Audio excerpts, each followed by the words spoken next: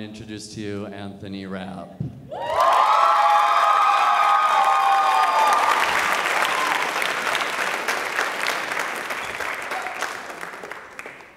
We're going to spend about a half hour answering your questions. Thank you. Thanks, Debo. That's an inside joke for TLU people. Thank you for coming to the movie. I haven't seen it actually in like 5 years. Wow, it's crazy. When it first came out, a bunch of my friends were like, I want to see it with you in the theater. I'm like, okay. And then by like the 10th time, I was like, I can't watch it anymore for a while. Wow, there's stuff I forgot.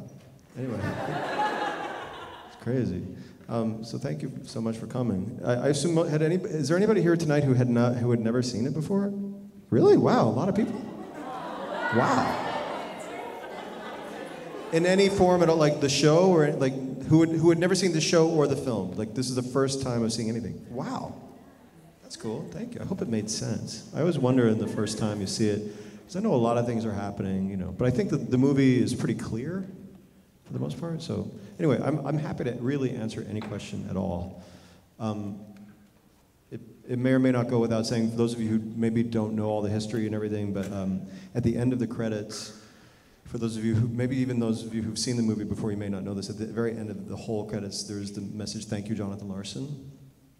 And part of the reason for that is not simply that he wrote this incredible piece, but that he also died very suddenly when he was, when we were in production for the off-Broadway run. After the dress rehearsal, he had an aneurysm. He was 35 years old, just shy of his 36th birthday, and out of nowhere. He hadn't been feeling well, but it didn't certainly seem like he was on the verge of, you know, dying of an aneurysm. So he never lived to see all the incredible success that the show achieved. And he won a posthumous Pulitzer Prize and Tony Awards, actually 2 Tony Awards for book and lyrics and music. And the show ran for 12 and a half years on Broadway, and then has been done all over the world, and was made into this film, and is now being done all over the country in various like community theaters and high schools and colleges. And so it's had this life far beyond anything that he ever got to witness. So, you know, everything that those of us who knew him, of course, we always feel such a connection to him personally. And I think that, you know, even people who didn't know him, who know the show, very often talk about that connection. So that's just a little bit of history for those who don't know it. But are there any questions? I'm happy to. They do have these microphones because it makes it easier for everybody. Yeah. So please go to the microphone. Just makes it easier for everybody to hear what you're saying, and then I don't have to repeat it, and then we're good. No, go. Yeah. That was like filling the time for you to get to the microphone. Yeah, I'm not too shy. My question's twofold. It sort of goes into the other. One is sort of, how did it, I know obviously you said Jonathan Larson died before you guys started, right before, on the Broadway show. And how is it sort of compared to y'all's emotion performing on the stage compared to when you remade the movie with a lot of the original cast members? I was wondering kind of how that kind of came back into it. And also... Let me answer that first. Yeah, go. Do it. The first part wasn't really a question, it was just a statement, right? I just want to make sure I'm tracking it. I just want to track it. Well, first of all, in terms of... There are 6 of us in the film who were in the original cast. Everybody from the 8 principals, we call it, you know, Roger, Mark, Mimi, et cetera, et cetera. The only 2 who were not in the show on Broadway are Rosario Dawson, who played Mimi, and Tracy Thomas, who played Joanne, but the rest of us were. And in like showbiz history, that's a miracle. I don't think that's ever happened. I mean, the most that I can count, and I might be wrong about this, there may be something that has more than this, but Streetcar Named Desire had 3 of the original cast members. Carl Malden, Kim Hunter, and Marlon Brando, of course. So to have 6 is crazy. So we had this connection to each other and to the material that was still in our bones and in our hearts. And we'd seen each other over the years. We'd stayed, you know, connected to each other. But whether or not we had we still had that sort of wellspring, that source that we'd all lived through. And, you know, not having seen the film for a while, I remember thinking this at the time, but of course I was so close to it, I just feel like I have a little more objectivity now. When I watch it again, I just feel like that's one of the strengths of the film, is that you do feel like we have this connection to each other. And the story is about a family, friends who are family. And if we didn't have that, I think it would also read weird. It would be strange. So, and Rosario and Tracy folded into it so wonderfully because they're really open-hearted, wonderful people, and they really got they got the show, and so we were just lucky. We're just lucky to get to do it, to get to do both. Does that answer your question? It does. Do you want to have the second one now? Go and let the microphone. This is awkward. I was just wondering, this is super deep, so get ready. I'm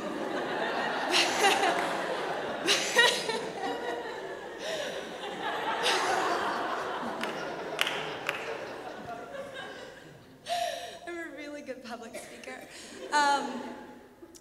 Rent has so many themes, and I know, I'm someone that's held a lot of loss in my life and stuff, and I know that's one of the big things of Rent. But what is your biggest sum up theme of Rent that you want to get across? Well, I mean, far be it from me to tell you what you should get out of a piece of art. You know what I mean? But for me, some of the things that resonate the strongest for me is this idea that since we don't know how much time we have, what are we going to do with the time we have? And who are we going to spend that time with? And are we going to give ourselves over to that possibility of love, or are we going to give ourselves over to the possibility of fear? I mean, it's that sort of simple, but I think it's that simple and yet profound question that is the show and the movie and the piece is asking. And I feel like it presents the case pretty strongly for the former rather than latter. So, it's funny, when the film was released, there was it seemed like there was a bunch of critics who had been waiting for 12 years to kind of debunk Rent, like they'd never liked it and they'd wanted to get their chance to speak out against it. And some of them would misquote the phrase "no day but today" as a "no day like today," and that's a big difference. And it just says to me even more that they just didn't get it, because it's a very big difference. There's nothing casual about "no day but today." It's anyway, so. It's not at all saying no day, but let's just go, kill ourselves, because it's not that. Anyway, you know what I'm talking about. Yes, hello. As deep of a question, but the scarf that you're wearing in the movie and the scarf that you wore on stage, do you still have those scarves? I have the original scarf. Okay. It's kind of tattered. It's kind of tattered. It's got a hole in it because it was made from this really kind of flimsy acrylic material, and I wore it on stage, hundreds of times, so it's kind of fallen apart a little bit. But I do have it in my closet. Also, the glasses that you're wearing, were those your original? In the movie? Those your glasses, yeah. No, they weren't. No, they were close. but did they have were they your glasses that you wore to see? No, I mean I wear obviously I wear glasses, but they're not. No, they weren't my original glasses. We got frames. We got frames for the reason that for when we moved to Broadway, we got frames that were a little darker, so that they would show more in a bigger house, and then that just became the iconic look. All right. So, yeah. Hello. What's your most favorite difference in between doing film versus Broadway?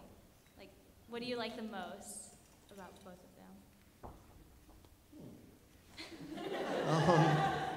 I mean, there's something nice about getting on film. You get to have the chance to really kind of perfect it, and have a lot of shots at getting it in and not even, it doesn't have to be the perfect way, but you get a lot of opportunities to kind of refine it, and then it's the director and the editor that put the pieces together. So there's something kind of fun about that, and there's something nice about being doing film is a little bit, it's almost like being away at camp or being in a bubble where the days are really long and the work is really intense, but it's a very focused kind of way to go about the work, which can be really fun. And when it's a set like this, which is filled with people that you know and love and respect, and then it's really fun. Sometimes working on a movie, it can be a little more like machinery, and then you're like a little piece of a machine, and that's not as fun. But on stage, there's a lot of things. I mean, among them, the fact that you get to do the whole thing is really fun. The fact that I like the rhythm, I like doing 8 shows a week. 8 shows a week is a grind in a way, it's a challenge, but I like that. I like that challenge. I like having to step up to the plate every time and make it happen. And then, having a feeling of putting the energy out and getting it back, is really nice too. I have another one. Sure. What's like the one thing that you would say to somebody who's like aspiring to be on Broadway? Because like one of my best friends is actually going to college right now and aspiring to be a Broadway star, I guess. What's something that you would tell her? Well, I would say, and I say this not in any sort of like doom and gloom way, but I would just say for her to be, if she's going to really embark on the life of pursuing a career as a performer, she just has to be willing for the whole ride. And there are big ups and big downs. And if she's really, if she wants security, then she shouldn't do it. But the rewards can be amazing, believe me. But you just have to be willing for the downturn as well. And you have to have that sort of constitution. You have to be able to look at yourself in the mirror and say, I can handle that. You know what I mean? Yeah. And that's all. If you can, then it'll also ultimately make you a better artist, because then you really are doing it for the right reasons. Because if you're just pursuing it just for fame or glory, I mean, yeah, that does happen for some people, but it's like as I heard someone say once, it's a tunnel down which there is very little cheese. So, that's not where the real gift of it is. Hey, you're welcome. Step right up. At what point did you realize that HIV and AIDS was going to be a big part of the world around you? Well, I was born in '71, so when I was like 10 and 11, I was doing professional work in theater. And so this is like 1981, 82. And I remember even then, there was a stage manager that I worked with who was starting to get pretty thin, and clearly something was happening for him. And then actors that I worked with in the ensuing years started passing away. And my mom was a nurse, so she was really clued in on it. She was always knew all the latest cutting edge information about what was happening. So I was really young when it became a part of my world. It is one of the things that I'm proudest of the film for, especially because, these images, like that image of Angel in the hospital bed, I mean, that was like all around us. I remember so vividly these like, photo series that were like in the New York Times magazine and stuff like that. They're the kinds of images you just don't see anymore. I mean, maybe when you're in school and you're learning about AIDS and HIV, I don't even know, Like I have friends who, I'm sort of, because I was born in the 70s, so I was young, if there's like the generation before me, there were people, especially in like the big cities, who lost dozens of people. Like their entire address book was obliterated. They were going to 3 or 4 memorial services a week or every 2 weeks. I mean, it was real. So that scene in Without You, when the people are disappearing, I mean, that is what it was like. It's not hyperbole, So I'm very proud that the film gives a real sense of that time. And that's so much of what was driving Jonathan to write this piece, that he wanted to tell that story. So, I'm very, very glad that it does exist. For a lot of reasons, but that's one of the big reasons too. Yes, hello. There's so much musical literature that was taken out of the film that's on the stage version. So when you saw the film and there's, all the voicemail songs and all that stuff and all the dialogue that's between Mark and Roger that is spoken rather than sung, like, how did you feel just the differences between that?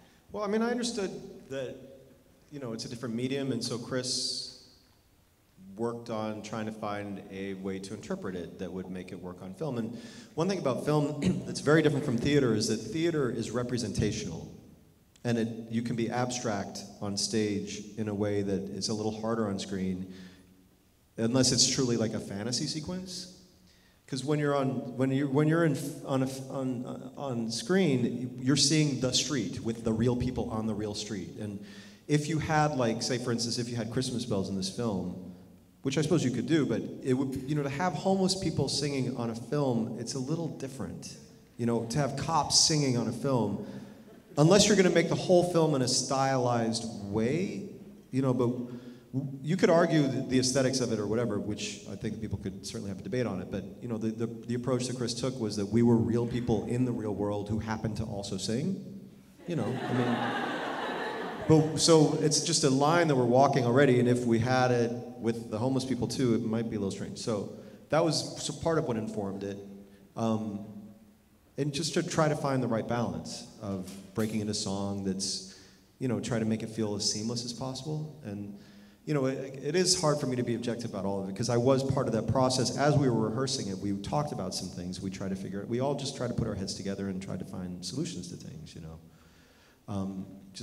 The most important thing for all of us was story, that the story was clear and that the relationships were clear and that the signposts you could follow along and really track all those things. And then there were some moments that probably worked a little better for this medium, spoken rather than sung. And, you know, you could, and, you know, it's a different person would have made a different movie. You know, we'll never know for sure. But there were, you know, there are also some scenes that were cut that are on the DVD that I'm happy that are there that you can see version of, you know, that are, I think are worthwhile too. Hello. Get out of there. Okay. It's kind of hard. So is it uncomfortable watching yourself on screen? And if so, what was the most uncomfortable part of it? I mean, you know, it's like, it is a little bit sometimes.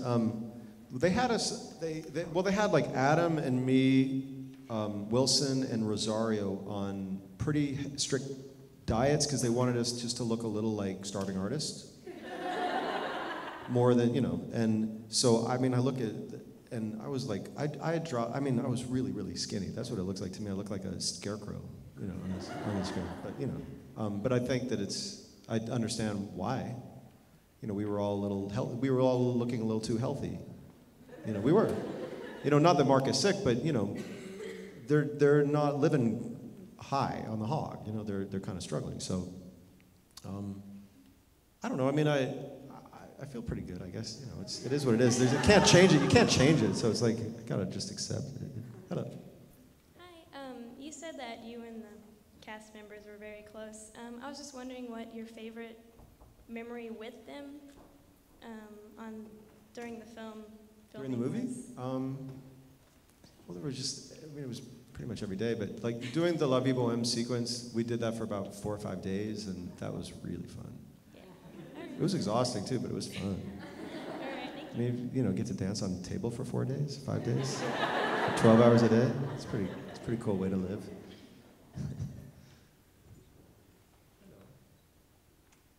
Hi. Y'all can start to line up if you have questions. You know, we can move. Hello. Don't keep going. Okay. Yeah. Is there a specific performance from when you were doing it on Broadway that really stood out to you? There were a couple. I mean, the first time we did it in front of an audience was the dress rehearsal. Jonathan was alive for that, and it was when we were still downtown at the New York Theater Workshop, which is a theater that's way smaller than this. And the audience went bananas, and it was. You know, it was really thrilling to get that first jolt from them. And then from there on in, we were just, you know, just became this really big hit. But I guess probably the most meaningful performance, for me personally, was the night opening night on Broadway, because it was the night my mom came, and she had not been well, so she was living in Illinois, so it was like the only time she was able to come. And she had been so instrumental in me getting to do what I did, because she had supported me all this time, and for her to see this show in all of its success with this kind of role and everything was really very, very meaningful to me. Okay, sure. What's your favorite song in the movie or musical? Or, yeah. I think my favorite song in the movie, at least tonight anyway, is Without You. I just think it's really beautifully done. But in the show, when I see it, I mean, the things that move me the most tend to be Will I and the Al Covey reprise. But sometimes the guy playing Collins I want to punch, so it has to be, a good Collins. Hello. Hi. Rent is obviously a very intense and emotional piece. Can you talk just a little bit about your reaction the first time you read the script and experienced the story for yourself for the first time? Yeah, it's interesting. Because when I got the part in the workshop in 1994, I didn't know the script. I had to learn one song for the callback, which was Rent. So I didn't really know anything about it, except that it was based on La Boheme. It had these characters, like this, a drug addicted S&M dancer and a transvestite, So the first day of rehearsal, the first thing we did was learn Seasons of Love, which was a pretty wonderful way to start rehearsal. And then that night was the first time I'd started to experience the show as a text, as the whole thing, and I was really impressed. But then the thing that really jumped out at me that first read through of it, and I was listening to the music while I was reading through, was La Vie Boheme. And then, all the Act 2 stuff just started to pile on. But it was really getting to work on it on a daily basis, getting to dig into it, that the power of it that I started to feel more and more of the power of it.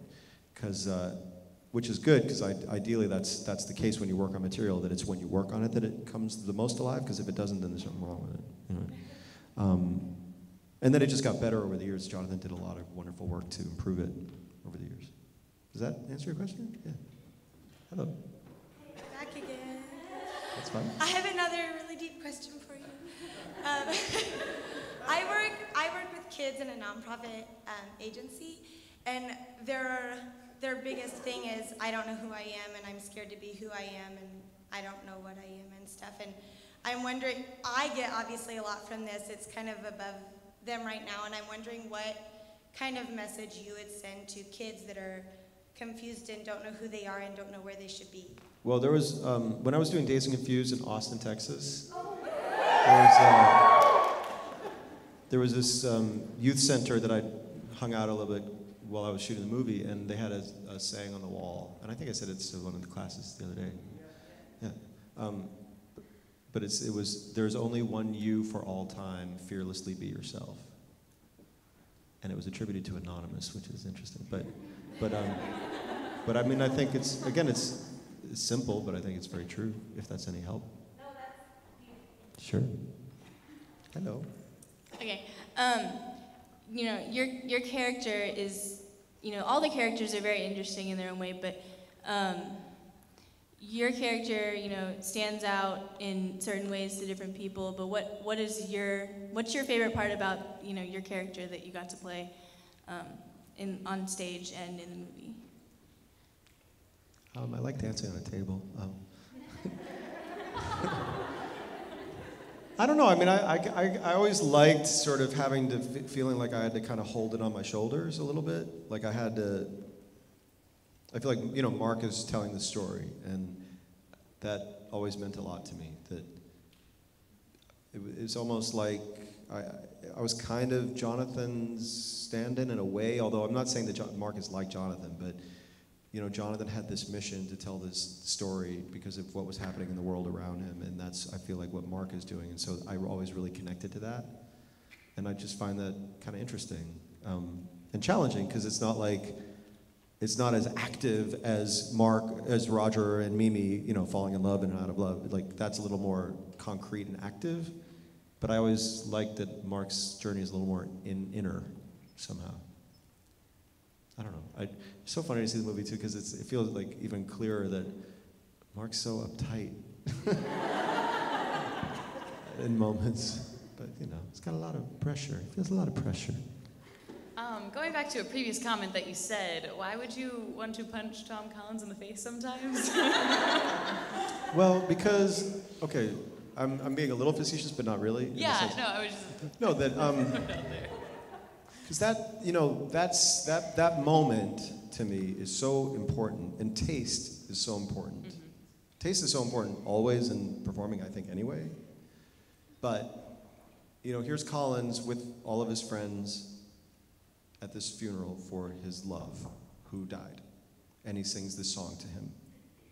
And if the person playing Collins is more interested in experiencing the ultimate pain that he's going through than singing a song of love to his love who he's lost, and that pain is happening anyway, it's a big difference.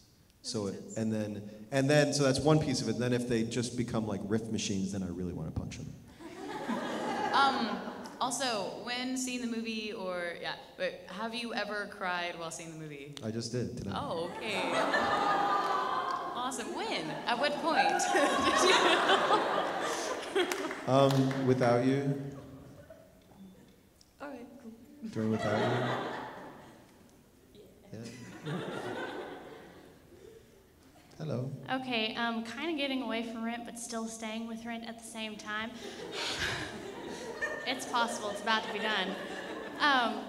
How did filming Rent compare with other films you've been in, like Dazed and Confused and other stuff? They're similar in the sense that they both were very collaborative and very ensemble driven, and in both cases the director, Chris Columbus of Rent and Rick Linklater of Dazed and Confused, were really actor friendly, really interested in our input and feedback, and wanted us to feel as much ownership of it as possible. So they were actually really, really, really similar, and that's probably why they're both my favorite film experiences that I've ever had. And I do think that Dazed and Confused is a wonderful film, and I think that that's so much of the reason is that he trusted us so much with bringing our ideas to the table, but at the same time, he always had his central idea that he was always making sure was coming through.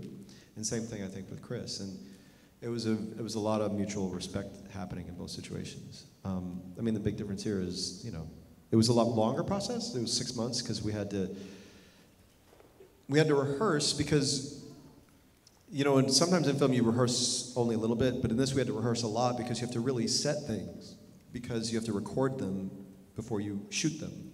So you have to really know what you're doing in the physical manifestation of it, so you can go into a recording studio and really give it a performance that's going to make sense for what's going to be on screen. So it was like with rehearsal, recording, filming, and everything was 6 months, which is pretty long. So whereas Dazed and Confused was like 6 weeks. So it's a big difference too. Does that answer your question? Does that answer your question? Yeah, cool. Hello. I have two kind of quick questions. Working on Broadway and doing like however many shows a week for 8 shows a week. 8 shows a week. 1 day off. With Rent, we had Tuesday through Sunday with 2 on Saturday, 2 on Sunday. So Tuesday, Wednesday, Thursday, Friday, 2 Saturday, 2 Sunday. Well, doing that for a long, long time. It's a long time. Did y'all ever feel like the urge to like experiment or kind of change things, or while you're like not like collaboratively, but like? And that's my first question. The second question is: Let me answer the first question first. Okay, I mean, when you rehearse a show, especially when it's music, because you're in time, you have to adhere to a score. There's only so much wiggle room you have in terms of some things, but it always has to feel like it's alive and living and breathing. But you also have like the structure of it that you have to honor. So, I think it always felt spontaneous and alive. It didn't feel like rote. But there wasn't a lot of like big changes we were making on any given night, I think like little riffs or little things or little flavors, little rhythm changes, stuff like that, of course. It sort of ebbed and flowed, but the basic thing we felt really good about, so we wanted to repeat. And not repeat like just do it again, because we did it before, but make real every time. Yeah. And my second question is highly unlikely because y'all did it so many times, but was there any times during the run of the show that you, like somebody messed up? Oh, sure, all the time. Or not all the time, but it happened. Was there any like bad ones? Really bad. I'm trying to think of the worst ones. Well, I guess it's sort of bad. You see me drinking water all the time? So in Act 2 on stage, Act 2 opens with Seasons of Love, and then I run off and get the door for Happy New Year, and then I have like one quick backstage moment after that, and then I don't leave stage until after What You Own. So it's a long time. And, there's a lot of singing in the meantime, and so I had a little bottle of water in my pocket. But I would only want to drink it at certain times because I don't want to be like distracting. So time when I could take my little swigs of water. And in the show, after the goodbye love sequence, which in the movie is shorter than it is in the show, so in the show there's this whole other section. The goodbye love sequence is after Angel's funeral, where the fight happens. In the show, there's a fight between Roger and Mark, and then there's a scene between Roger and Mimi where they kind of face each other again, and he sort of leaves her, and she's like, oh my God, goodbye, and then she leaves. So there's this moment after that, it's sort of like this dramatic moment where the preacher pushes Collins out the church, and it's all you hear are drums, and so it's this rhythmic dialogue, and it goes, off the premises now, we give no handouts here. And then I have a line, what happened to rest in peace? And it has to be in rhythm. So I would take a drink of water like as Mimi ran off before the preacher came on, because it was going to be my only drink I could get before What You Own. So I'd have to, wet the whistle. So there were times when we did the show, especially back in 96, 97, we were doing so much extracurricular stuff. We were doing a lot of press and everything, and that we were really tired at times. And there was this one particular night when I was pretty exhausted, and I was just a little slow. And I was like drinking my water late. But my body was so in the rhythm. So it went off the premises now, we give no handouts here. My mouth was full of water. I went, blah, blah, blah.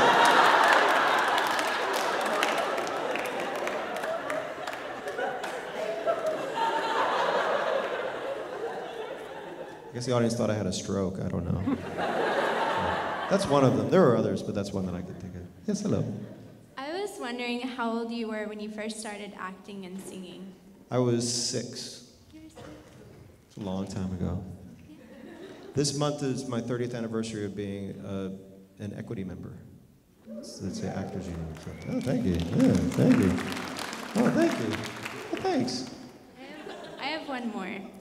Have you ever played a musical instrument? Yeah, I played a little piano. I could like plunk out a melody, and I play a little guitar to like play some chords. Cool. Right. I wanted to ask you that yesterday. Oh. Hello. Hi again. What's been your like most awkward encounter with like a Rent fan or anything like that? So I'm not going to tell the whole story because are you familiar with the radio program This American Life? It's a great show. So they have a website, thisamericanlife.org, I believe is how you, and if you go in their archives and you search for, if you even just put my name in, it should lead you there. But if you like use the keywords like my name, rent, lying, I think might take you there if that combo. There's a fan who orchestrated this quite elaborate ruse on those of us in the cast and the fan community that is pretty interesting and sad and weird, and so, but I don't want to spoil it because it's worth listening. Really, it's worth listening to. It's really interesting. So now y'all, yeah, yes. Hi. I just wanted to ask, because you kind of delve into how you were able to relate to HIV and AIDS, and with your mom being a nurse. On kind of a lighter note, especially since all of us are or have been college students, and we definitely know about not wanting to pay rent. Can you give us kind of like maybe a comical story about in your life where you've maybe had your furniture been, gone missing or something of that sort that you were able to bring to the show? Well, okay, so I was living on East 10th Street in the East Village with my brother, my older brother, and there were 8 apartments in the tenement building, and our landlord and his wife skipped town, and the bank foreclosed on the building, and there was no one to pay rent to, so we lived rent-free for a couple of years. And we all in the building had to take care of the garbage and the common area electric bill and stuff like that. Yeah, we did. So we did that. So and that was in a couple of years or leading up to, almost directly leading up to when I first did Rent. I think so too. I was very lucky because I was kind of struggling for work at the time, so I was very, very fortunate. Yeah, sure. Yes, hello. I was curious to know, in the different times that you've been with us in rehearsals this week, a primary thing that you always had, reminded us of is acting and singing for a reason or for something personal and genuine. Is there ever a series of questions that you ask yourself to help you keep yourself in check, make sure you're not getting in your own way ever in a performance? Sometimes the questions are a little more active, but I feel like it's become kind of my instinctual work more and more as the years go on. But I just love, the kinds of questions like, what's the situation that you're living in? And I don't even mean the plot, but like what if you were to take yourself out of your life right now and try to be as objective as possible. Okay, you're a college student. Okay, you have these goals, but if you had like a situation, if you had like the soup that you're cooking in, if that makes any sense, like what would that be? What things are really pulling at you? What are you really needing and wanting? And not necessarily goals that are specific, like I want to be an actor, but like I want to feel more connected to my heart. I want an end to loneliness. I want to, things that are a little sort of bigger, I guess. Right. So trying to find the deepest, most interesting connection that way, that's one of the questions that I like to ask. And, and if there's something in the material that's maybe a bit of a stretch, asking yourself like, well, when am I that, what in that am I? Because there's an argument that we're all human beings, so there's a little bit of us in each other to some degree. So when am I that? And when am I that? And what triggers that? Or how can I access that? Those kinds of things. Okay. Always making it possible for you to be that. Mm-hmm. Great, thank you. Sure. Hello. I know a lot of actors and actresses, they go from different movies, different actors and different casts. My question is, what was your favorite cast that you ever had in a movie? In a movie? Yeah, whatever movie. This one. I mean, but it's a little bit of a cheat because I knew them all, you know what I mean? So that was a bonus, that we all had such trust and comfort and love and respect for each other. But if I had to, I feel like this is in a whole other category. So the other one, yeah, it would be Dazed and Confused, because the same kind of thing happened, although we didn't know each other as long, But that same kind of sense of that we're all in this together and we have each other's back, and it's not about ego, it's about telling the story, and having a lot of fun doing it. Thanks. Yeah, you're welcome. Hello. Okay, I'm going to be honest. Whenever I first saw Rent, we rented it. I watched it about 6 straight times through, and then my mother had to come and yell at me to go to sleep. In one night? Yes. Did you know it before that at all? Or? My mother tried to get me to go see it in theaters, and I refused to because I refused to like musicals because it wasn't cool. It isn't cool. Just it's as cool as you want it to be. Yes. Well, the movie actually didn't touch me until a couple of years later whenever I was in a play, and my grandfather passed shortly before the play went up. And in the play, my character's father had died.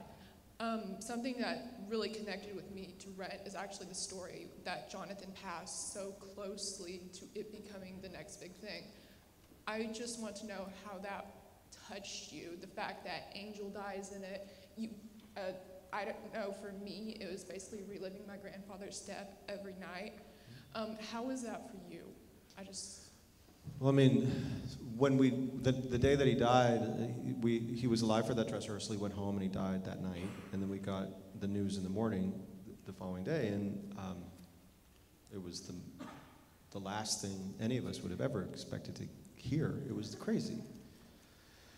So we didn't know what to do. We gathered at the theater and sort of tried to just be with each other. I mean, it's like after any kind of situation, there's nothing really to say. I mean, sometimes we talked a little, mostly we sort of sat in silence and just sort of were there with each other in that space of like, what do you do? There's nothing to do. But then we decided, well, Michael Greif, our director, talked to us about doing a performance that night. We were supposed to have a preview, the first public performance, but we decided not to, because that seemed strange to have a bunch of strangers. It seemed like we had to do something to mark the occasion. But what we decided to do was to do a sing-through of the show, of the score, for his friends and family, to invite colleagues of his, people that he knew, and his parents were flying in from New Mexico, where they lived at the time. And once we had that to sort of work toward. That gave us a real sense of purpose. So that was very important for us to fill the theater with his incredible words and music as a way to honor his memory. But we also didn't know quite what it was going to be like because it seemed so strange. But once we started the performance, it really had this incredible vitality and power. And I can only say this part of it now, looking back, because I have all these years of hindsight, so I can articulate it. But what this piece in part is about is that very thing that we were going through that night, which is in the face of the most incredible circumstances, you can still come together and live your life fully and celebrate and have joy and heartache. The two don't cancel each other out.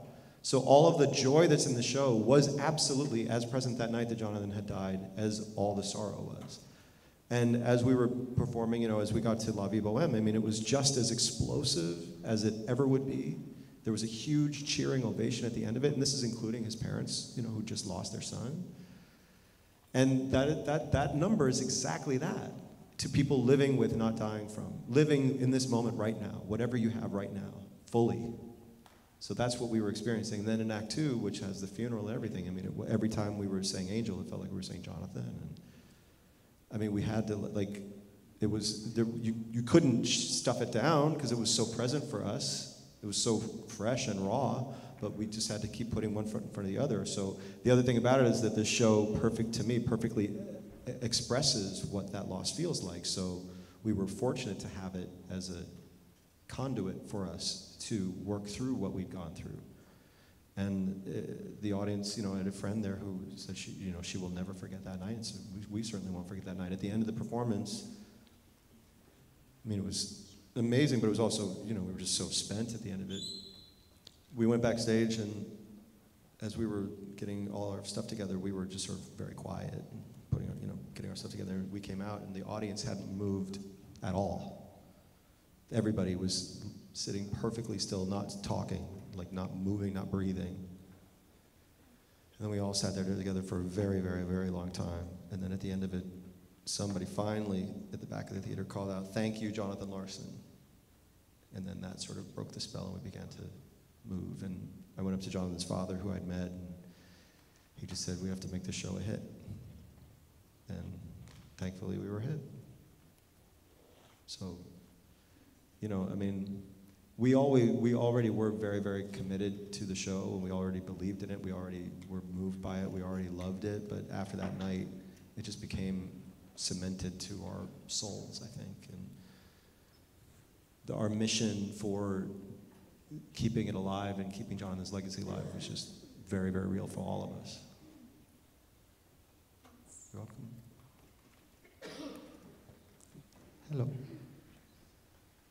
Hi, I was just wondering, were there ever times where in the cast, people didn't get along, or there was conflict, or? Little things, but nothing ever major, No, I mean, we were fortunate. It was a bunch of good-hearted.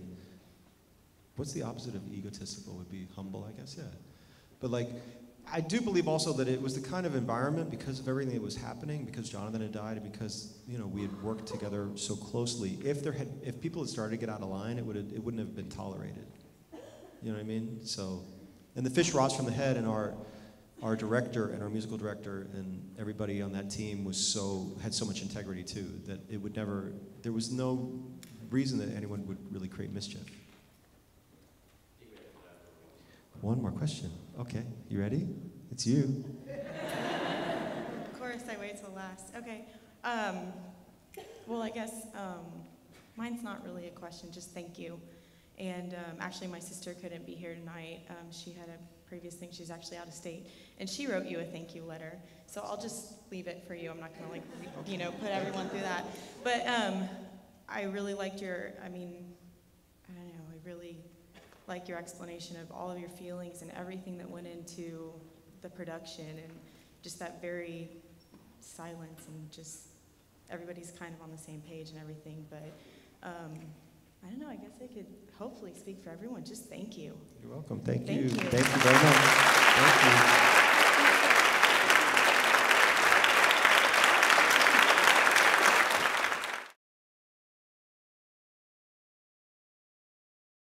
Well, we have footage of of Rent, obviously. So could you just kind of like run me through it and tell me a little bit about it and the main message and stuff like that?